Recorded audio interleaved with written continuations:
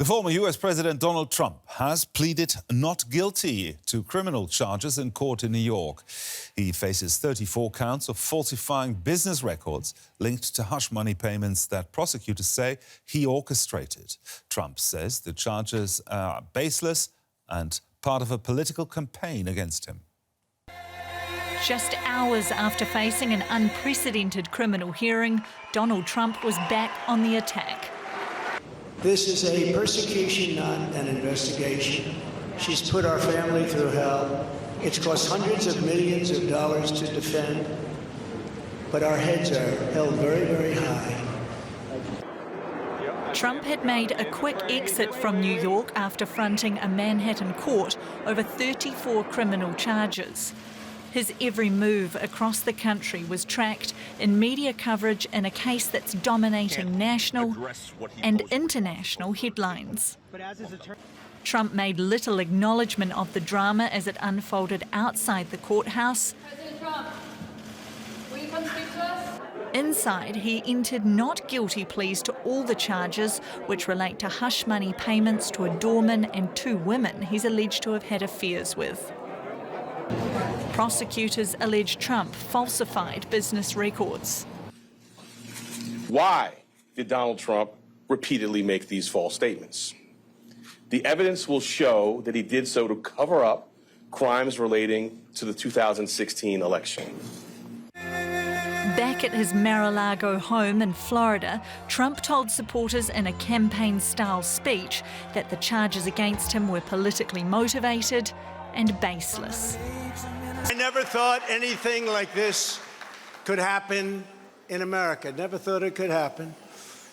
The only crime that I have committed is to fearlessly defend our nation from those who seek to destroy it.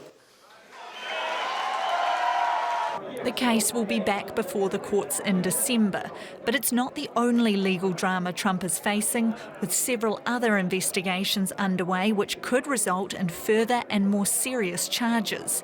That could force Trump to make more court appearances between now and Election Day. Joining me now is Catherine Kluwer-Ashbrook. She's a US analyst at the Bertelsmann Stiftung. That's a German think tank based here in Berlin. Catherine, Trump has come out swinging in his response to the arraignment. How serious are the charges leveled against him? Look, the charges are serious. 45% of Americans, according to a new Ipsos Reuters poll, happen to agree that 34 counts that can be linked to a potential criminal charge are something that is very serious and should weigh on the shoulders of this president. That being said, his Republican supporters still seem to think that this is something that the ex-president, former president, can kick. And that given the other lawsuits that are coming down the pike, as we just heard in your piece, this is a negligible one, and that his legal team will be able to fight back and bite back, as is sort of the Trumpian style. Now, Trump's indictment, strangely, has galvanized the Republican Party behind him. Will further prosecutions have the same or even stronger effect? Well, I think this is basically sort of a first mover piece, because we've seen people who are traditionally critical of the president, including Senator Mitt Romney or his former national security advisor, John Bolton, who has been openly, very vocally critical of the former president himself, poke holes into what they think is a weak case. That cannot be said of the other cases, particularly the federal cases that are under investigation right now, which are the involvement of the former president in the January 6th attack on the heart of American democracy in the Capitol, and then also his withholding of secret and classified documentation at Mar-a-Lago. Those will likely be larger cases. It will depend on how these will be sequenced. But you're right, the Republican base, at least, has been very rallied by the last 4 or 5 days. Trump's campaign says they've been able to raise almost up to $9 million on the back of these 4 days based on Friday's indictment. And then by that same token, 8 of 10 Republicans right now in current polling say they would still like to see Donald Trump as their candidate and then possibly as their president in 2024. Talking about that, how do you think all this will affect Trump's chances of winning the next nomination and also the presidential election, maybe? Look, there are few things that are longer than an American election cycle. We still have 20 months ahead of us of campaigning. As we mentioned, there are a number of lawsuits that could still rain down on the former president that might make things very difficult.